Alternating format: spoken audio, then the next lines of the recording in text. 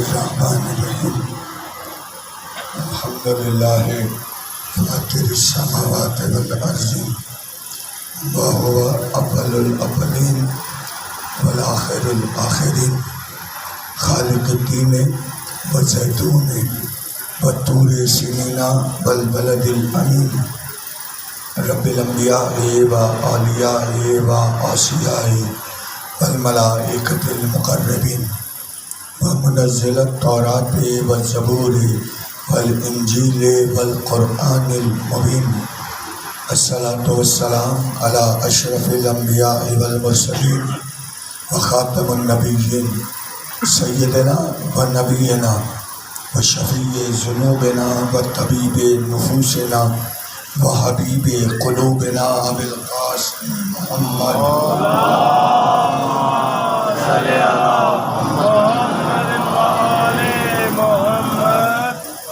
وآلہ الطیبین الطاہرین المعصومین المنتجبین المنتخبین المظلومین ولعنۃ اللہ علی اعدائہم اجمعین من یوم عداوتہم الی یوم الدین اما بعد فقد قال حق سبحانہ وتعالی فی محکم کتابہ الحکیم بسم اللہ الرحمن الرحیم والتین والزیتون وطور سنین وهذا البلد الامین لقد خلقنا الانسان فی احسن التقویم ثم رددناہ اسفل سافلین صلوات بھیج دیجیے عظمت آل محمد اللہم صلی علی محمد و آل محمد۔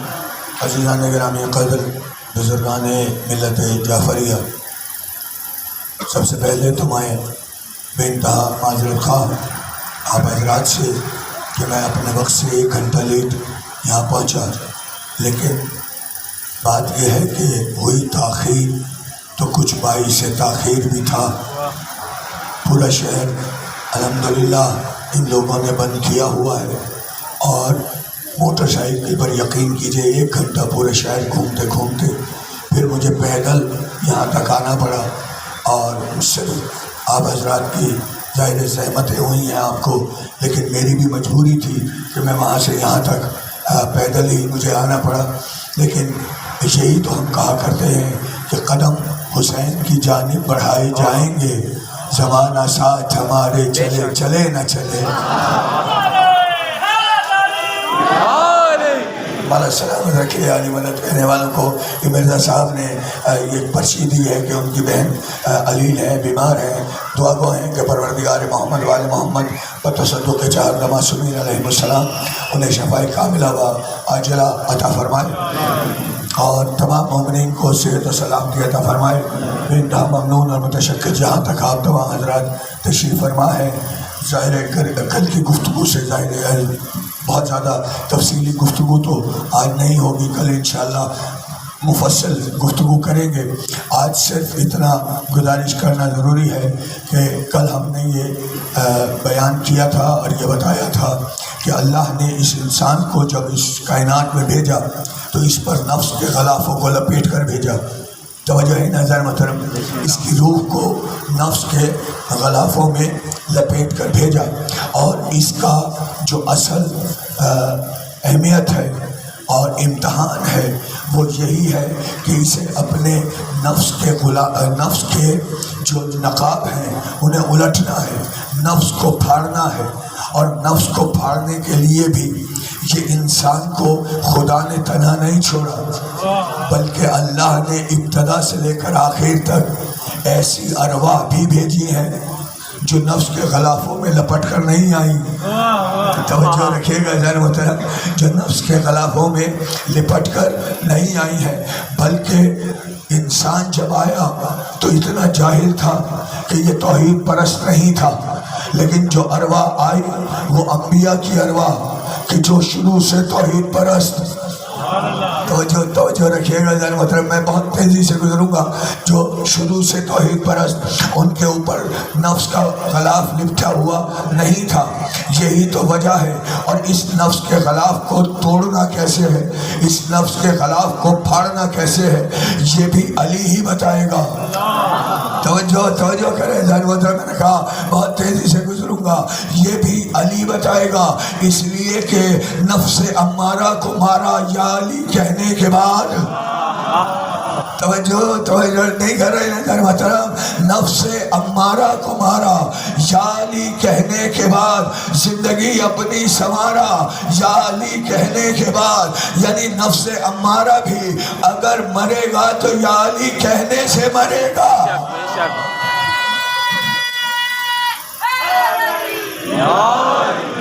مولا سلامت رکھے علی مدد کہنے والوں کو توجہ ہے نا جانا محترم۔ اور علی نے بتایا اس لیے کہ زمانہ جو ہے وہ جنت کا خواہش مند ہے، جسے دیکھو وہ یہ کہہ رہا ہے کہ ہم جنت میں جائیں گے، ہم جنت میں جائیں گے، ہم جنت میں جائیں گے، ہمیں جنت ملے گی۔ جو لا الہ الا اللہ پڑھ رہا ہے وہ بھی کہہ رہا ہے ہم جنتی ہیں، جو لا الہ الا اللہ نہیں پڑھ رہا قبلہ دیکھیں اگر یوں رکیں گے تو میں بہت دور جاؤں گا۔ بھائی جو لا الہ الا اللہ نہیں پڑھ رہا نا وہ بھی کہہ رہا ہے کہ میں جنت میں جاؤں گا۔ کیا ہندوؤں کو کانسیپٹ نہیں ہے؟ توجہ کریں ناظرین محترم، بھائی کیا ہندوؤں کا کانسیپٹ نہیں ہے؟ سور کا کانسیپٹ تو ہندوؤں کا ہے یا نہیں ہے؟ یعنی جو لا الہ الا اللہ نہیں پڑھ رہا وہ بھی کہہ رہا ہے کہ ہم جنت میں جائیں گے۔ جو محمد رسول اللہ نہیں پڑھ رہا وہ بھی کہہ رہا ہے کہ ہم جنت میں جائیں گے۔ یہودی بھی کہہ رہا ہے کہ ہم جنت میں جائیں گے، مجوسی بھی کہہ رہا ہے کہ ہم جنت میں جائیں گے، ہندو بھی کہہ رہا ہے کہ ہم جنت میں جائیں گے، مسلمان بھی کہہ رہا ہے کہ جنت میں ہم جائیں گے، حوریں ہمیں ملیں گی۔ مسلمان کو بس یہی فکر ہے کہ یہاں بھی حور ملے وہاں بھی حور ملے۔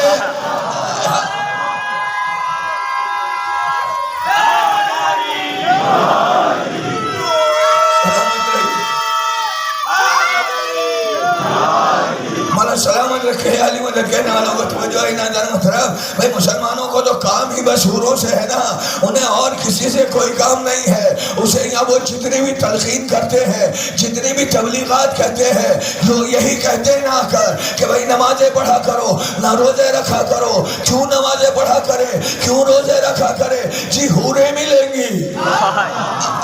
توجہ کریں ذرا محترم، یہی کہا جاتا ہے نا بھائی سارے مسلمان جتنے بھی تبلیغ کر رہے ہیں یہی کہہ رہے ہیں نا کہ نماز پڑھا کیجئے جناب۔ کیوں نماز پڑھا کریں؟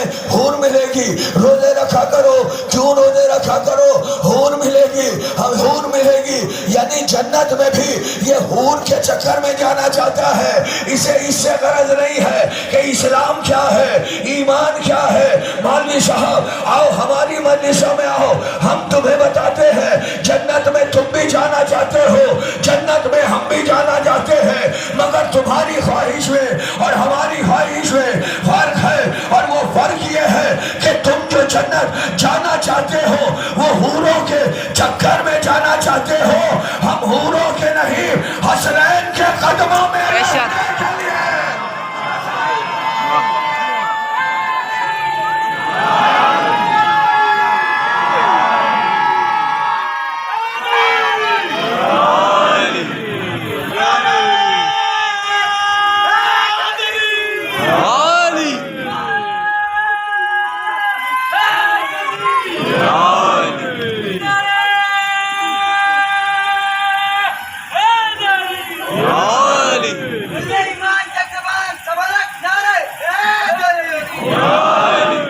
سلامت رکھے علی مدد کہنے والوں کو توجہ ہے نہیں جانے محترم۔ بھائی ہمارا تعلق حوروں سے نہیں ہے، اس لیے کہ ہماری حور ہمیں زندگی میں مل جاتی ہے۔ توجہ نہیں کر رہے جانے محترم۔ بھائی یہ تو میں نے رسول اللہ کی حدیث کے حوالے سے کہا ہے، رسول نے یہی فرمایا ہے نا، معصوم کا فرمان ہے کہ ہمارے مومنوں کی جو زوجائیں ہیں وہی ان کے لیے حوریں ہوتی ہیں، اور جو نیک زوجہ ہوتی ہے وہ زمین میں بھی ملے گی آخرت میں بھی ملے گی۔ تو میری جان مسئلے تو سارے یہی ہے. اگر آپ حوروں کے چکر میں ہیں تو سمجھ لیا جائے گا کہ آپ کو نیک زوجہ نہیں ملی ہے. ہم حوروں کے چکر میں نہیں ہیں، اس لیے کہ ہماری زوجہ کسی ایرے غیرے کی ماننے والی نہیں ہے، سیدۃ النساء العالمین کی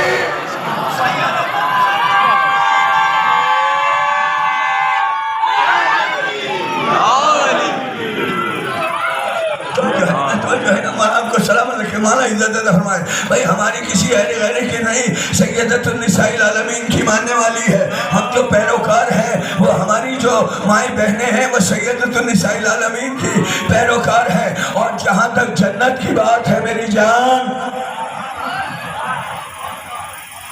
آخری بات کر رہا ہوں حضور، جہاں تک جنت کی بات، بہت دیر ہو گئی آپ حضرات کو بیٹھے ہوئے، مالا سلامت رکھے، لیکن ایک لفظ یہاں سن لیجیے. جہاں تک جنت کی بات ہے تو جنت ایسے نہیں ملے گی. جنت ایسے نہیں ملے گی. جنت اتنی سستی نہیں ہے. توجہ کریں جان مدر قبلہ، جنت اتنی سستی نہیں ہے کہ ہر ایرے غیرے کو جنت مل جائے. اور یہ بھی یاد رکھیں کہ نمازوں کا کوئی تعلق نہیں ہے جنت سے.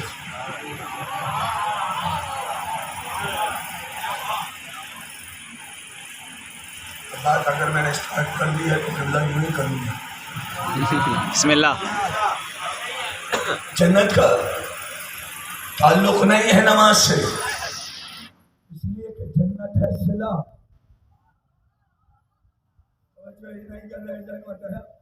جنت ہے صلہ، نماز ہے شکرانہ.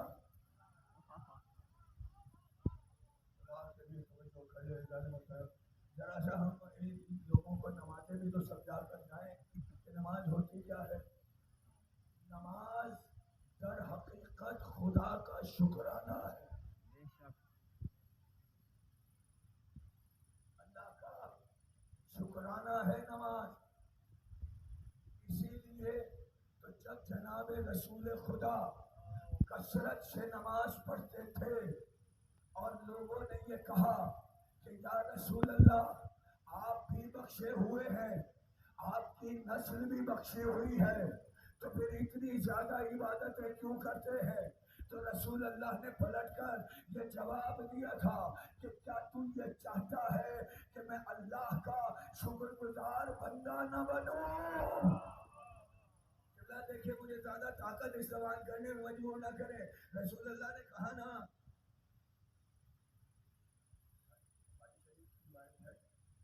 جناب رسول خدا نے کہا کیا تم یہ چاہتے ہو کہ میں خدا کا شکر گزار بندہ نہ بنوں؟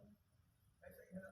اس کا مقصد یہ ہوا کہ نماز در حقیقت خدا کا شکرانہ ہے. اس شکرانے کے بدل میں آپ کو کچھ نہیں ملے گا.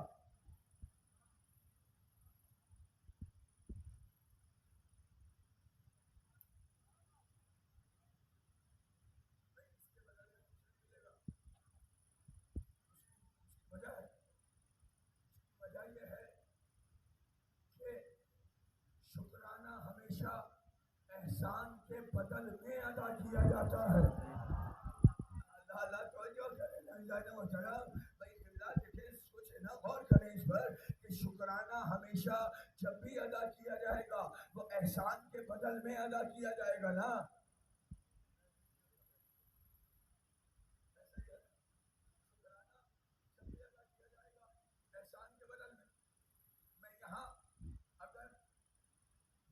یہاں آیا، یہاں آ کر اگر میرے پاس زیادہ راہ کی کمی ہو گئی تو میں نے اپنے بھائی سے کہا کہ بھائی مجھے واپس گھر تک جانے کے لیے زیادہ راہ دے دو. کسی نے مجھے زیادہ راہ دے دی تو یہ میرے اوپر احسان ہوا، ہو گیا نا. اب جب میں گھر چلا گیا، گھر جانے کے پوری توجہ رکھیے گا جناب طرف، جب میں گھر چلا گیا، گھر جانے کے بعد میں نے وہی اس بھائی کا ادھار اگلے دن واپس آ کر اتارا اور شکریہ کہہ کر اتارا کہ بھائی آپ کا شکریہ بہت بہت. کہ آپ نے کل میری امداد کر دی تھی، آپ نے کل میرے اوپر احسان کیا، تو اب کیا میں یہ توقع رکھ سکتا ہوں کہ میں جو شکریہ ادا کر رہا ہوں اس کے بدل میں یہ مجھے کچھ دے؟ اللہ توجہ کرے نا جان محترم، سوچے نا بھائی، سوچے کم از کم اس کے بارے میں سوچے نا کہ یہ میں توقع رکھوں گا کہ یہ میرا کوئی بدل دے؟ کوئی توقع نہیں رکھے گا نا، ہو ہی نہیں سکتا کہ بھائی وہ یہ کہا جائے کہ بھائی چل تو ہم تیرا شکریہ ادا کر رہے ہیں، اب اس شکریہ کے بدل میں تو ہمیں دے۔ تو اب اللہ نے بھی جو احسان کیا ہے وہ احسان یہ کیا اس انسانیت پر کہ اسے اشرف المخلوقات بنا دیا۔ میں بہت پوچھنا جاؤں گا حضور، بھائی اس انسان کو خدا نے اشرف المخلوقات بنایا، اس اشرف المخلوقات کے بدل میں اللہ یہ چاہ رہا ہے کہ یہ انسان ہماری سجدہ گزاری کرے۔ اب احسان اللہ نے کیا، آپ اس کی شکر گزاری کے طور پر جھک رہے ہیں، تو اب صلہ ہے کیا کوئی؟ قبلہ یہ تو آلریڈی مل چکی ہے نا آپ کو ایک نعمت، اس نعمت کی شکر گزاری آپ پر واجب ہے۔ اللہ جانے آپ نے توجہ ہی نہیں کی قبلہ، اس کی نعمت کی شکر گزاری آپ پر واجب ہے۔ تو جب یہ واجب ہے تو پھر اس کا جنت اور دوزخ سے تعلق کیا ہے؟ ہائے توجہ کرے نا جان محترم، بھائی اس کا جنت دوزخ سے کوئی تعلق نہیں ہے۔ یہی تو ہم کہا کرتے ہیں زمانے والوں، اگر آل محمد سے تم نے نمازیں لے لی ہوتی تو تمہیں اپنی نمازوں میں شک نہ ہوتا۔ آج زمانہ جو شک کی نمازیں پڑھ رہا ہے اس کا مسئلہ ہی یہ ہے، تمہیں شک نہ ہوتا اور تم اس لالچ میں نہ پڑھ رہے ہوتے کہ ہمیں جنت ملے گی، اس لیے کہ نماز آل محمد نے سکھائی ہے، اور آل محمد نے جو نماز سکھائی ہے وہ یہ کہہ کر سکھائی کہ شب کے اندھیرے میں علی ابن ابی طالب نے خانہ کعبہ کے پردے کو تھام کر یہ کہہ کر اللہ کے حضور سجدہ کیا تھا کہ پروردگارا میں تجھے سجدہ نہ دوزخ کے خوف سے کرتا ہوں نہ جنت کی لالچ میں کرتا ہوں، بلکہ تجھے سجدہ تو کرتا اس لیے ہوں کہ تو لائق سجدہ ہے۔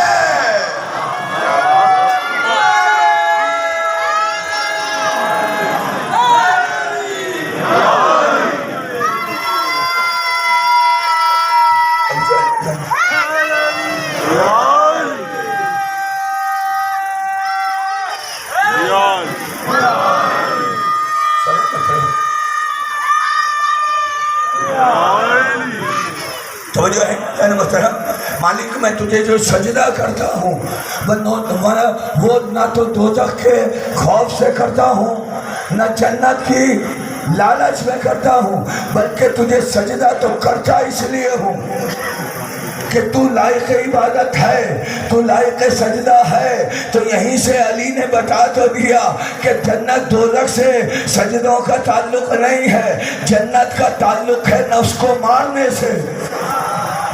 اور اب توجہ کر لیں ذرا محترم، میں نے کہا آخری بات کر کے جاؤں گا۔ نمازوں سے، نماز تو شکرانہ ہے، آپ نے ہر حال میں ادا کرنا ہے، اللہ کا شکرانہ ہر حال میں آپ نے ادا کرنا ہے۔ توجہ ہے نا، اس کا تعلق جنت میں جانے سے نہیں،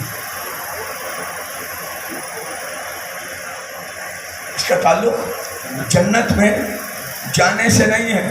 وہ الگ بات ہے کہ جنت میں جانے کے بعد درجات کون سے بلند ہو رہے ہیں۔ توجہ ہے، چلو اتنے خاموش کیوں بیٹھے ہیں؟ اچھا نمازوں کی بات آئی تو خاموشی۔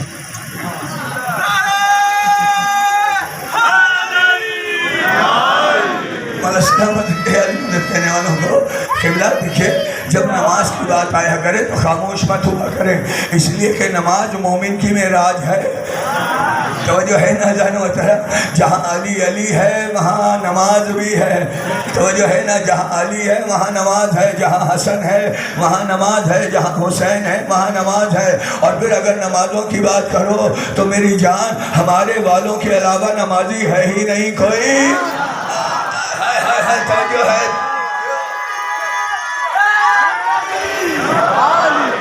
توجہ ہے ناظرین محترم، بھائی ہمارے والوں کے علاوہ اور کوئی نمازی ہے ہی نہیں، کیونکہ جتنے بھی ہیں ان سب کی نمازیں شک کی نمازیں ہیں، یقین والی نماز تو بس ہمارے والوں کے پاس ہے۔ اللہ اکبر، توجہ ہے نا؟ درود بھیجیے حضرت آل محمد پر۔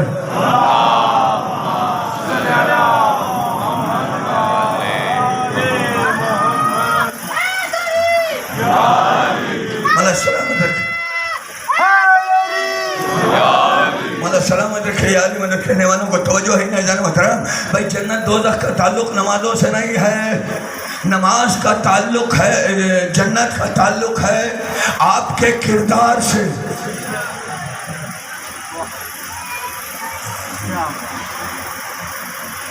جنت کا جو تعلق ہے وہ کردار سے ہے، کردار ہے تو جنت ہی، کردار نہیں ہے تو دوستی، اس لیے کہ کردار کی بنیاد پر نماز ہے۔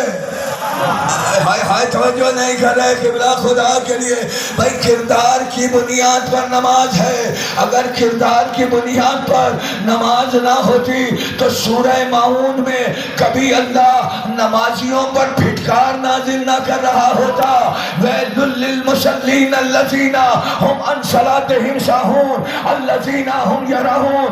پھٹکار ہے ان نمازیوں پر جو اپنی نمازوں سے غافل ہے اور دکھاوے کی نمازیں پڑھ رہے ہوتے ہیں، دکھاوے کی نمازیں۔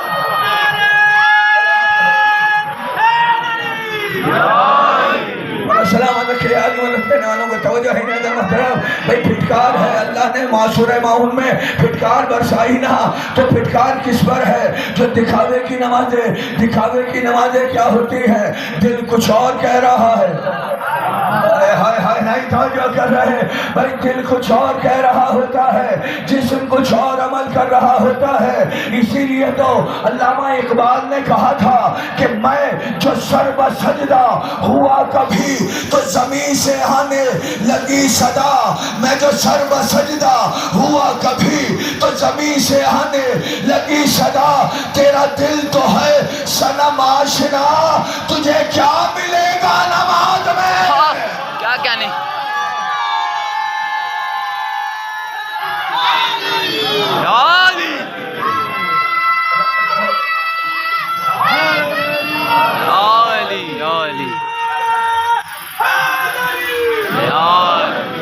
سلامت رکھے علی مدد کرنے والوں کو، بکھرا ہوا نعرہ نہیں، جہاں تک میرے صاحبان کھڑے، نعرہ میں لگا رہا ہوں، دونوں ہاتھ بلند کر کے، نعرہ ہے میری۔ توجہ ہے نا محترم، آخری بات کرنے جا رہا ہوں، تیرا دل تو ہے صنم آشنا، تجھے کیا ملے گا نماز میں؟ یعنی اقبال بھی بتا کر جا رہے ہیں کہ دلوں میں اگر کسی اور کا بت بنا کر بیٹھو گے، توجہ کرے ناظرین محترم، دل میں اگر کسی اور کا بت بنا کر بیٹھو گے تو لاکھ سجدے کرتے رہو، توحید تمہارے سجدے قبول نہیں کرے گی۔ سجدہ بنیادی طور پر جنت نام ہے کردار کا، کردار ہے تو جنت ہے، کردار نہیں ہے تو جنت نہیں ہے۔ میں نتیجہ دے رہا ہوں کل سے اب تک کی پوری مجلسوں کا، اور اس کی دلیل یہ ہے کہ جب کسی نے پوچھا کہ یا علی یہ بتائیے کہ جنت کتنے فاصلے پر ہے، علی بتائے گا، وہ جو ہے نا کیا پوچھا؟ یا علی یہ بتائیے کہ جنت کتنے فاصلے پر ہے۔ علی مسکرائے ہیں، مسکرا کر علی کہتے ہیں 2 قدم کے فاصلے پر۔ توجہ رکھے گا، میں نتیجہ جب دوں گا جب نعرہ آئے گا انشاءاللہ۔ علی نے مسکرا کر کہا جنت 2 قدم کے فاصلے پر ہے۔ وہ کہتا ہے یا علی ہماری نگاہیں تو میلوں دیکھ آتی ہیں، اب میں اشارے دوں گا، سمجھنا آپ کا کام ہے، میرے اشاروں کو دیکھیے گا۔ یا علی ہم سیدھا دیکھتے ہیں تو جنت نظر نہیں آتی، ہم دائیں گھومتے ہیں۔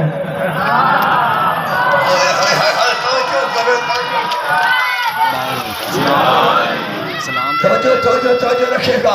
یا علی ہم سیدھا دیکھتے ہیں تو جنت نظر نہیں آتی, ہم دائیں دیکھتے ہیں تو جنت نظر نہیں آتی, ہم بائیں دیکھتے ہیں تو جنت نظر نہیں آتی. ہم روزانہ یہی عمل کرتے ہیں, سیدھا بھی دیکھ رہے ہیں تو بھی جنت نظر نہیں آ رہی, دائیں دیکھ رہے ہیں تو بھی جنت نظر نہیں آ رہی, بائیں دیکھ رہے ہیں تو بھی جنت نظر نہیں آ رہی, آسمان پہ دیکھیں تو بھی جنت نظر نہیں آ رہی, پیچھے گھومیں تو بھی جنت نظر نہیں آ رہی. یعنی آپ کہہ رہے ہو 2 قدم کے فاصلے پر, تو یہ کیسے ہے؟ تو میرا علی بڑھ کر کہتا ہے اگر تم اپنا پہلا قدم اٹھا کر اپنے نفس پر رکھ دو گے تو دوسرا قدم خود بخود جنت میں جائے گا.